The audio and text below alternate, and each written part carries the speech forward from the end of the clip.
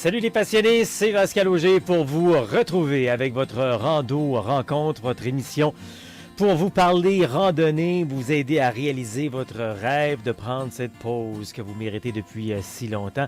On se retrouve donc encore une fois aujourd'hui. Je suis Pascal Auger, journaliste, conférencier, formateur et secouriste certifié pour Québec-Compostelle, qui est préparé, formé, inspiré pour marcher au Québec ou encore Compostelle, et l'instigateur coordonnateur du Chemin du Québec, 1200 km entre Montréal et le phare de Cap-Gaspé. Ne vous inquiétez pas, vous n'êtes pas obligé de faire ça tout d'un coup, le 1200 km.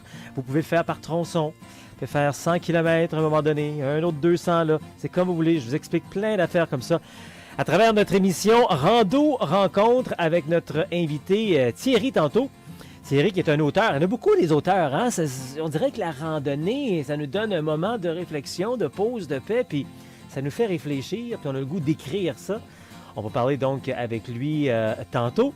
Rando Rencontre que vous regardez peut-être en direct chaque lundi à compter de 12h15 sur le Facebook Live Pascal Auger ou encore en rediffusion sur Facebook, également sur la chaîne YouTube, mais que vous écoutez également via la radio, c'est-à-dire CKVL dans le Grand Sud-Ouest de Montréal, aussi CILE Havre-Saint-Pierre, CKCJ Lebel-sur-Quévillon et également la radio Internet, la web radio Allô la planète qui est basée en France. Donc, on échange sur la rando comme on le fait à chaque semaine. On vous parle de plein de choses pour vous préparer, pour réaliser, comme je dis, comme j'aime si bien le dire, ce rêve finalement.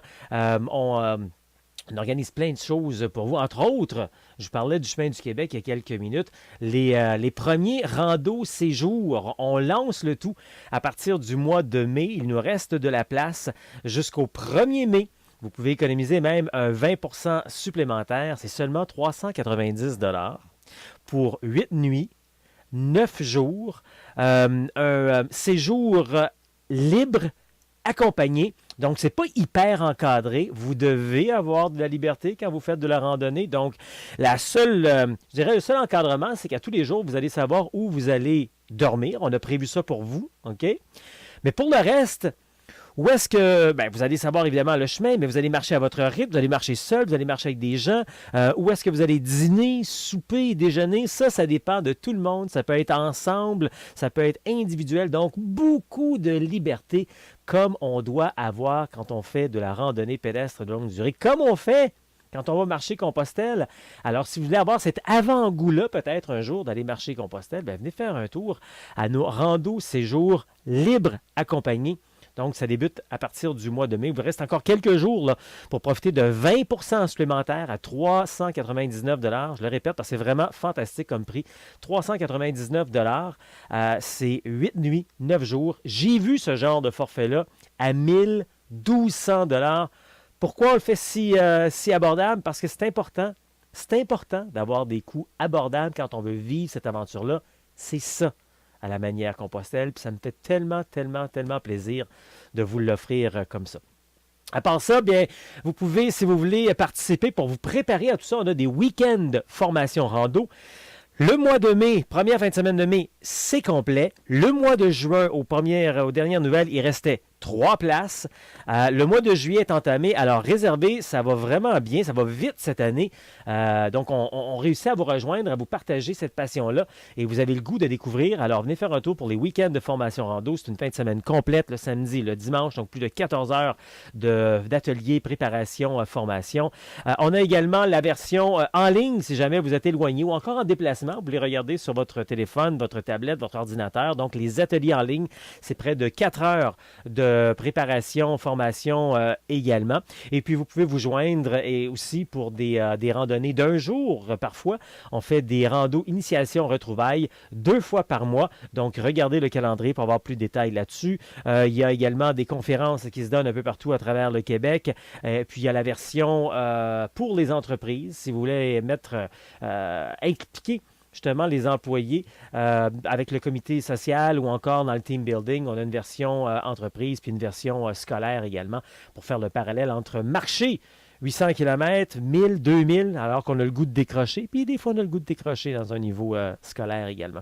Donc, voyez le calendrier pour en savoir davantage là-dessus. C'est ça, finalement, qu'on vous parle à chaque semaine, hein, puis avec nos invités, comme on va le faire aujourd'hui, donc, de différents types de randonnées à travers les circuits québécois. Compostelle, mais également le chemin du Québec, ce 1200 km entre Montréal et le phare de Cap-Gaspé. On répond à vos questions, puis si jamais vous avez des invités que vous voulez nous suggérer, bien allez-y, envoyez-nous le tout par Facebook, Messenger, courriel, etc. Les façons de nous rejoindre sont disponibles sur le site internet québeccompostelle.com. Il est là pour nous parler de son livre sur son expérience sur les chemins de Compostelle. C'est Thierry Gacouin. Prononce bien Gacouin, Thierry? C'est ça. J'ai pas trop massacré? Non, très bien. OK, c'est bon. Hey, bienvenue, Thierry. Ça fait plaisir de se parler, d'autant plus que ce que je trouve intéressant dans cette aventure-là, c'est qu'en lisant ton livre, on a presque la même aventure dans un sens. C'est l'histoire de beaucoup de gens, finalement, d'aller faire Compostelle, être rendu un moment dans sa vie, etc., de vivre cette paix, cette liberté. Puis en plus, je lisais aussi que, bon, t'es un bonhomme qui vient de la grande ville, de Paris, mais rapidement plus jeune aussi, tu t'es installé en campagne, en tout cas plus en campagne quand on compare avec Paris. Un petit peu mon histoire personnelle également et tout. Alors, c'est bien. Ben, bienvenue. Puis écoute, parle-nous tout d'abord, avant de rentrer en détail dans l'histoire, ton livre et tout, parle-nous un peu de toi. Justement, comment raconte-nous un peu cette histoire. Tu es parti de Paris très jeune, tu es retrouvé en Bretagne. Et qu'est-ce que tu as fait dans ta vie qui t'a mené justement à Compostelle? Alors, en fait, mes parents habitaient Paris. Moi, je suis né en Bretagne. OK. Ils ont décidé de revenir à leur source, qui était donc la Bretagne. Moi, je suis né en Bretagne. Et puis, qu'est-ce qui m'a amené sur le chemin de Compostelle? Je marche depuis l'âge de 18 ans. Mes premières vacances, je me suis offert un sac à dos et je suis parti marcher dans le parc de la Vanoise, les Écrins, le Queyras. Enfin bon, j'ai fait beaucoup de randonnées. Et j'ai eu une entreprise pendant 12 ans. Je n'ai pas vu mes filles grandir. On perd ses amis, comme je dis dans le livre, parce qu'on n'a jamais le temps. C'est très prenant. Et il est arrivé un moment où j'ai dit stop. Voilà, c'est fini. J'ai fait une cessation de l'activité. Et Compostelle, alors pour qui, pourquoi? Moi, je pense, pour avoir fait pas mal de recherches, que je fais partie des gens qui ont ressenti réellement l'appel de Saint-Jacques, parce que je connaissais pas Compostelle. J'ai dû probablement voir un reportage un jour ou je sais pas, ou voir un film ou lire un livre, quelque chose comme ça. Et ça m'a, alors, excuse-moi pour l'expression, mais je veux dire, ça m'a pété à la gueule comme ça, d'un seul coup, après avoir fait la fermeture de mon entreprise. Et j'ai dit à ma femme, je pars à Saint-Jacques. Alors elle me dit, Saint-Jacques, c'est où Saint-Jacques? Alors j'ai dit, bah écoute, c'est en Espagne. Et tu pars quand? Le plus tôt possible. Ah bon. Et pendant combien de temps? Je dis, je sais pas, je sais quand je pars, je sais pas quand je vais revenir. Elle m'a regardé avec des yeux gros comme des hublots de machine à laver. Elle a dû dire, c'est pas possible, il a une autre femme. Mais non. OK, là, Et donc voilà. j'ai pas le choix de demander, Thierry, est-ce que vous êtes encore ensemble? Tout à fait, tout à fait. On est toujours ensemble, il n'y a pas de souci. OK. J'avais peur là, à un moment donné, là. J'avais même peur de poser la question, là. Est-ce que ce changement donc de vie après ton entreprise, ça s'est fait avant ou après Compostelle? Alors, le changement de vie s'est réellement fait après Compostelle, OK. parce que il n'y a pas eu beaucoup de temps entre l'avant et l'après, en fait. Mais non, le chemin m'a vraiment remis, je veux dire, sur les rails de la vie. Voilà. OK. Donc, non seulement t'entendais un appel de Compostelle, mais tu entendais surtout un appel en toi qui disait que tu avais le goût de faire quelque chose de différent dans ta vie, de cesser cette routine que tu avais avant, puis de redécouvrir peut-être les choses importantes finalement. Voilà, tout à fait. C'est tout à fait ça. J'aurais pu partir n'importe où. Il y a plein de pays qui me tentent, il y a plein de marches qui me tentent, mais ça a été Compostelle et je cherche pas vraiment à expliquer pourquoi. C'était tellement beau que voilà, c'est Parce que très justement, très tu bien. es, quand même quelqu'un qui a voyagé, qui voyage dans le monde, alors sauf qu'il y a eu quelque chose, un déclic supplémentaire en allant marcher Compostelle. Comment tu l'expliques, ça? J'arrive pas à l'expliquer, je sais pas. OK.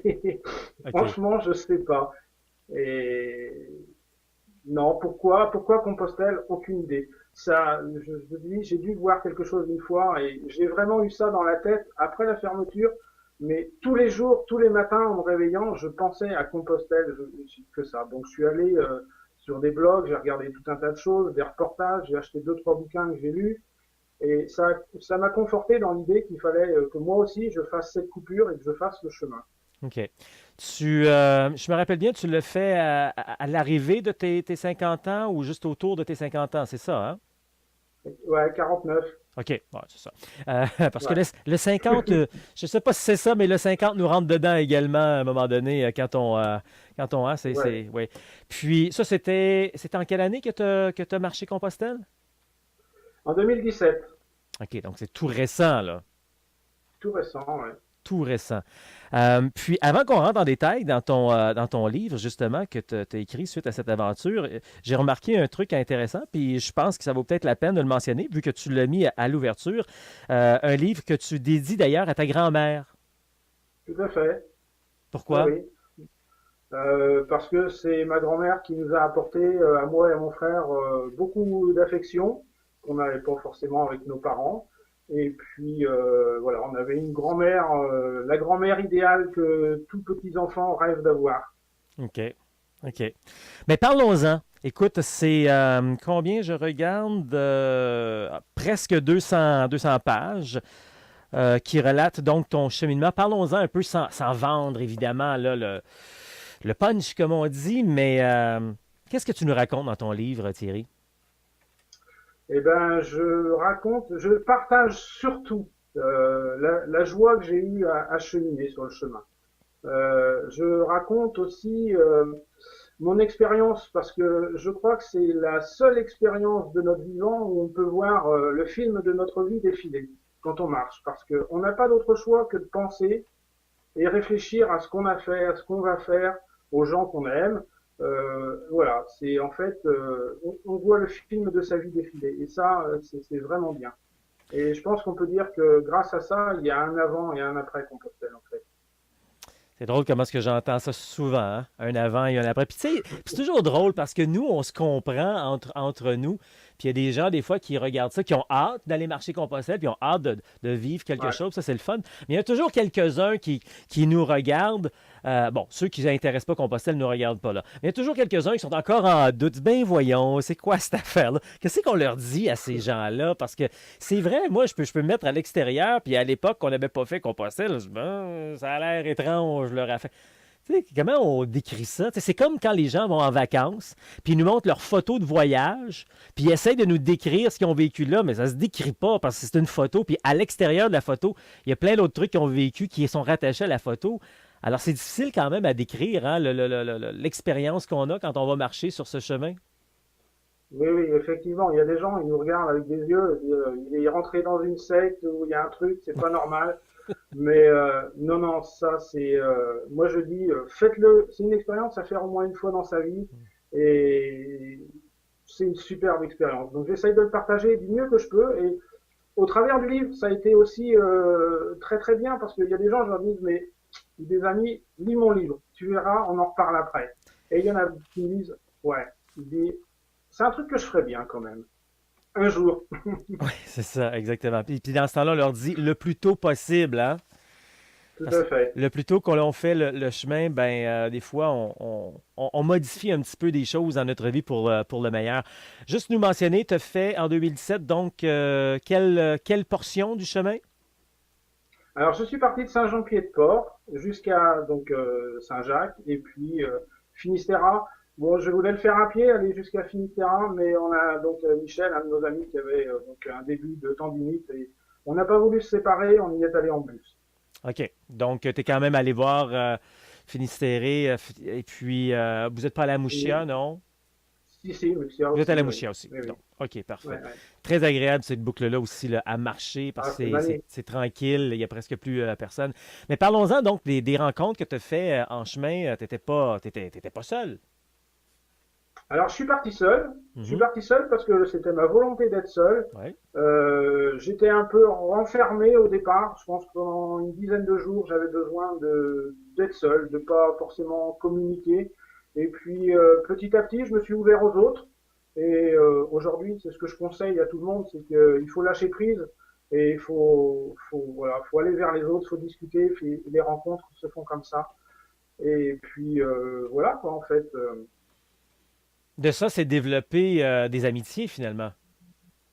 Oui, alors, et j'en ai retrouvé depuis de personnes dont je parle dans mon livre d'ailleurs, que j'ai eu l'occasion de revoir, de retrouver sur Nantes et sur d'autres régions.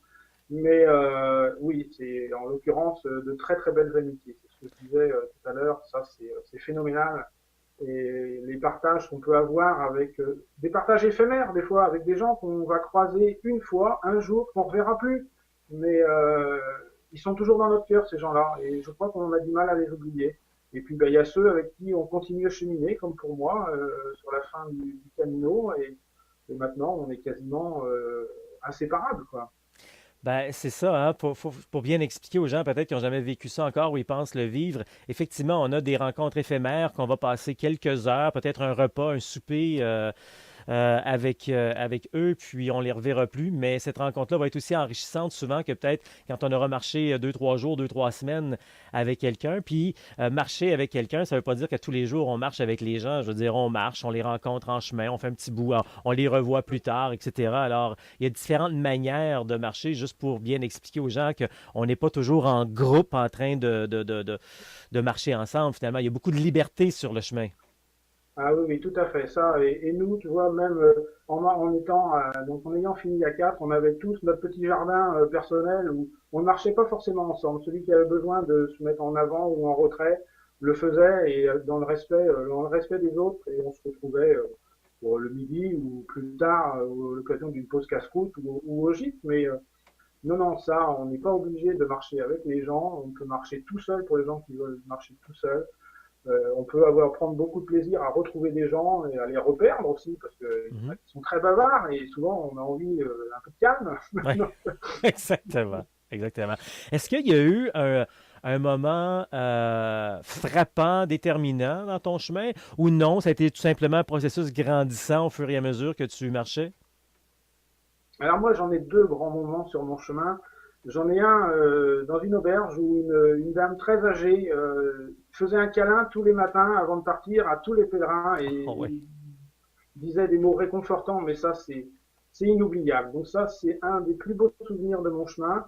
Et le deuxième, c'est allez, une demi-heure à pleurer en passant le passage en arrivant à Saint-Jacques quand on arrive sur la place. Et ça, c'est pareil, c'est un des plus beaux souvenirs, même si j'ai pleuré. Ouais, ben C'était non, j'ai pleuré de joie, comme tout le monde. ben ouais. Mais c'est vrai que plus on approche, surtout les derniers jours, hein, on sait qu'on approche Compostelle et puis on n'a plus le goût finalement d'arriver là. C'était en quelque sorte notre objectif au départ, mais en bout de ligne, ça ne l'est plus parce que plus on approche, ben plus on sait que c'est terminé cette aventure. Oui, il va falloir retourner à la vie civilisée et ça, on se dit merde. J'aimerais bien que ça dure un peu plus longtemps. Et moi, j'ai été confronté à ça, effectivement, où ben, sur les dernières étapes, elle faisait généralement 10-12 kilomètres. OK. Pour le plaisir de rester une journée de plus T'as sur le vraiment chemin. Et étiré puis, ça, le 10, 12 kilomètres, c'est pas long, là. non, non, non, non. Puis parle-nous un peu de ton après-Compostelle. Qu'est-ce qui s'est passé au retour? Justement, ta conjointe, elle était toujours à la maison. Comment ça s'est passé, tout ça? Parce que on arrive, faut le dire, on arrive, nous, qui avons marché d'un autre monde. Et puis là, on doit réintégrer, comme tu viens de dire, un peu la civilisation et tout. Comment ça s'est passé pour toi puis les gens alentour de toi? Oui, le plus dur, c'est pas de partir, effectivement, c'est de revenir. Et moi, j'ai eu une semaine très difficile, ma première semaine de retour à la maison. J'ai été casanier même, je voulais pas sortir de la maison et pas de mon jardin. Donc, ça a été assez difficile le retour parce que il faut se reconnecter, il faut, voilà, il faut reprendre la vie. Mon épouse était toujours là, il n'y a pas de souci, elle m'a accueilli les bras ouverts. Et puis tout s'est bien passé, donc elle a compris aussi mon cheminement parce que chaque jour quand même j'envoyais des petits messages en fin de journée. Alors moi j'ai déconnecté, c'est-à-dire que le matin de bonne heure le téléphone il était dans le sac à dos, il ressortait que le soir. Donc pour rassurer la famille et puis les amis. Et puis bon de temps en temps j'ai le soir avec le message c'est accompagné de quelques photos, donc ou des coups de fil de temps en temps pour la rassurer aussi quoi. Ouais. Donc non, non, ça s'est très très bien passé. Elle a compris mon cheminement et encore plus maintenant, puisqu'elle a eu l'occasion de rencontrer mes amis. On a fait un week-end à Guéret dans la Creuse, où on s'est tous retrouvés avec nos épouses respectives. Et aujourd'hui, c'est un grand grand bonheur que je prends plaisir aussi à partager avec elle et avec mes enfants et puis bah, les amis. Hein, donc Ouais. voilà. Et depuis ce temps-là, qu'est-ce que comment t'as cheminé d'autres chemins, les projets, etc. Alors, ma femme serait là, elle dirait, il déborde d'idées, ce garçon. Oui, j'ai des projets, j'en ai plein la tête. Ouais. Bon, après, c'est le temps, avec 50 ans, faut que je travaille encore un petit peu, mais bon, j'ai l'occasion de pouvoir travailler, de pouvoir prendre du temps un petit peu comme je veux, donc c'est très bien. Mais des projets, ouais, j'en ai plein. Je veux retourner en Australie, peut-être l'année prochaine, parce que mon frère me manque aussi. Mon frère habite depuis plus de 20 ans en Australie, donc j'y vais de temps en temps. Il y a de très beaux chemins aussi à faire, il y a de très beaux endroits. L'Islande me plaît bien, et puis bien sûr les chemins de Saint-Jacques, forcément, parce que il y en a encore plein à découvrir. Donc j'espère, outre celui que je vais faire cette année, peut-être l'année prochaine, refaire un autre. OK. Le Norte me plaît bien, mais avec une petite variante. Moi, je voudrais faire le Norte, mais en descendant dans les Picos d'Europa et après rattraper au Oviedo. C'est un projet que j'ai déjà étudié, j'ai déjà les cartes, j'ai déjà tout un tas de trucs. Donc, bah, si Dieu le veut, 2020. Le Norté qui ressemblerait un peu aussi au Stevenson, parce que tu as fait le Stevenson. Je dis ça Oui, dans le sens beaucoup plus calme, parce que bon, tu as fait le Camino Frances, un chemin qui est quand même assez fréquenté, avec tout son bonheur quand même. Mais le Stevenson, là, on parle d'environnement beaucoup plus calme, et c'est un peu le même oui. principe pour Norté. Là. C'est pas tout à fait la même. C'est tout aussi enrichissant, mais c'est pas tout à fait la même expérience non plus, là. Non, tout à fait. Et moi, je suis assez adepte de la grimpe. J'aime bien les montagnes. Donc, pour ça, les Picos d'Europa, c'est un endroit où ça fait des années que je me suis dit, il faudrait que j'aille y faire un tour un jour. Mais oui, oui, comme le Stevenson, il n'y a pas énormément de monde, c'est calme et puis il y a aussi une très très bonne ambiance. Hein. Bon, après sur le Camino Frances, effectivement, il y a du monde. Moi, je partais de très bonne heure le matin, à 6 heures, parce que c'est aussi agréable de voir le lever du soleil. J'ai pas été trop confronté à la population de masse sur le Camino Frances. Sur la fin, oui. OK. Après, Oui. Assez arrière. après Léon, Ouais. forcément, on trouve Ouais. plus de monde. Mais sinon, Ouais. non, c'était bien. Le livre à Thierry s'appelle En chemin jusqu'à Saint-Jacques-de-Compostelle, avec comme pochette pour les gens qui pourraient nous écouter via la radio. Pas pochette, mais je veux dire à la page, la première page, c'est une porte 76 avec des bâtons de pèlerin et puis des coquillages. Est-ce qu'il y a une raison pour cette photo, cette porte? Alors oui, effectivement, il y a une raison, et une très belle raison, c'est que il y avait un vieux monsieur qui roulait une brouette pleine d'herbe pour aller nourrir ses lapins. Et ce monsieur, je lui ai demandé si je pouvais le prendre en photo. Il me dit, bon, oui, d'accord. Mais tu viens prendre un café. Bon, alors j'ai fait la photo, j'ai pris un café et je lui ai demandé, effectivement, avec mon maigre espagnol, si je pouvais bah, utiliser sa photo, quoi. Un jour la mettre enfin, sur Facebook ou sur un réseau social. Il me dit non. Bon, mais j'ai gardé la porte. La porte, oui, mais pas le personnage. OK. Elle me plaisait énormément. Et ce vieux monsieur, en l'occurrence, qui apportait de l'herbe pour ses lapins, c'est lui qui fabrique les bâtons qui sont adossés à la porte et qui vend pour améliorer un petit peu sa retraite. Donc les coquilles Saint-Jacques au pèlerin de passage. Thierry, c'est une belle histoire pour ceux qui veulent justement s'inspirer, qui rêvent de partir puis en savoir davantage, sans trop en savoir, parce qu'on veut évidemment leur laisser de la spontanéité également. Le mot de la fin, ce serait quoi, Thierry? N'hésitez pas, partez, lâchez prise et puis laissez-vous porter par le chemin. C'est ce qui est le plus important. Oui, je suis entièrement d'accord. Thierry, donc, l'auteur du livre En chemin jusqu'à Saint-Jacques de Compostelle. Merci beaucoup pour ce temps, Thierry. Merci à toi, ça fut un réel plaisir et je t'enverrai une petite carte quand je serai sur la voie de Rocamadour, promis. Maintenant, je vais en profiter pour rappeler, il y en a qui ont peut-être déjà entendu dans le passé, quoique des fois ça devient un petit peu mêlant, il y en a d'autres qui ne l'ont pas entendu. Je veux en parler encore une fois des différentes catégories de randonnées qu'on a par chez nous, parce que encore et encore, semaine après semaine, je reçois des téléphones de gens qui veulent aller faire un tel circuit. Là, je leur pose un peu des questions. C'est quoi que vous vous attendez, etc., pour bien les guider.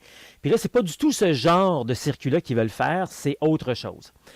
Je m'explique.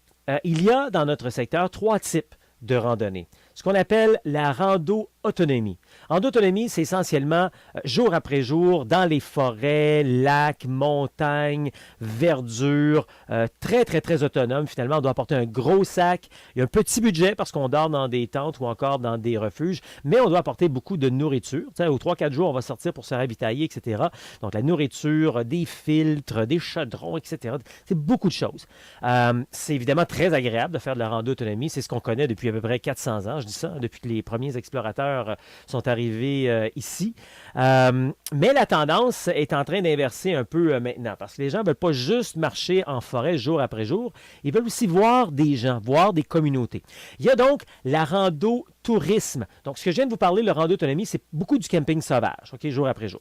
Rando-tourisme, c'est complètement à l'autre opposé. Ça, c'est beaucoup plus luxueux maintenant. Donc, on n'a pas besoin d'apporter un gros sac. C'est un petit sac, mais un gros budget parce qu'on va essentiellement dormir dans des chambres 5 étoiles, des hébergements 5 étoiles avec de la literie, lit privé, chambre privée, du savon, des serviettes, etc. Donc, c'est du luxe. C'est des circuits essentiellement d'habitude qui sont gérés par des associations touristiques et au lieu de faire le tour de la région en voiture, on fait le tour à pied. Ça prend un peu plus de temps, évidemment, mais c'est différent. Il va souvent y avoir des spas, des massages, etc. Puis d'autres repas et des restaurants gastronomiques dans le coin. Donc, c'est beaucoup plus luxueux. Donc, le mot à retenir ici, luxueux. Et entre les deux, il y a ce qu'on appelle rando communautaire. Compostelle, c'est de la rando communautaire. On est une communauté de marcheurs qui se promènent d'une communauté à l'autre. Oui, pendant la journée, ça se peut qu'on passe une bonne partie de la journée dans la nature, mais souvent, on va passer à travers certains villages, on va avoir des paysages, architecture, patrimoine. C'est vraiment le type de randonnée qui est en train d'exploser présentement. Les gens ont le goût d'avoir ce contact-là, le contact humain, mais voir quand même la nature, l'environnement, l'écologie, tout ça. Donc, c'est vraiment un beau mélange. Et celui-là, bien, encore une fois, c'est un entre-deux, donc c'est un moyen sac. C'est un budget quand même minime. Et puis, on dort dans des gîtes ou des dortoirs. Donc, on ne dort pas à terre, on ne dort pas dans du 5 étoiles, c'est un entre-deux. On dort quand même bien. On doit apporter un peu d'équipement, mais c'est quand même, quand on sait très bien se préparer, là, avec une bonne formation, on est capable d'avoir un sac justement avec le bon équipement, le bon poids et que ça soit agréable. Alors ça, c'est important pour moi que vous compreniez vraiment les 3 catégories. Comme ça, quand vous allez vouloir choisir, vous, le genre d'activité que vous voulez faire, vous allez choisir la bonne catégorie. Si vous voulez plus luxueux, cette semaine, j'ai quelqu'un qui m'appelait, qui me disait, ben nous, on a le goût d'être plus dans nos chambres privées, puis des gens qui étaient plus en moyen, ben aucun problème. Donc, le rando-tourisme, c'est parfait. Puis il y en a d'autres qui veulent vraiment vivre le phénomène Compostelle. Alors, voilà pour ça, c'était pas important pour moi de clarifier. Si jamais vous voulez en savoir davantage, n'oubliez pas, on a des week-ends de formation rando, une fois par mois. On vous donne toute l'information, c'est plus de 14 heures. On a également des ateliers en ligne où vous pouvez vous inscrire. Il y avoir près de 4 heures de préparation, atelier, formation. Et puis, on a également les séjours rando à partir du mois de mai. Vous pouvez vous inscrire encore quelques jours pour profiter d'un 20% supplémentaire, donc 390 $ pour 8 nuits, 9 jours à la manière Compostelle. C'est un séjour libre, accompagné beaucoup de liberté pour évidemment en profiter parce que c'est ça de la randonnée. Il faut avoir de la liberté, il ne faut pas être trop encadré. Alors, si ça vous tente d'en savoir davantage, allez faire un tour sur le Facebook Québec Compostelle. On est toujours en train de travailler sur le nouveau site Internet. Bien oui, ça prend du temps, ces petites bêtes-là, mais ça s'en vient. Donc, allez faire un tour pour voir les prochaines dates, les prochaines activités sur le Facebook, mais aussi plein d'activités sur le site internet québeccompostelle.com. On est là finalement pour vous aider, pour bien préparer votre saison de rando. Puis n'oubliez pas, de toute façon, ça finit jamais la saison de rando parce qu'on peut marcher 13 mois par année, comme j'aime bien dire. Québec-Compostelle. Ça marche.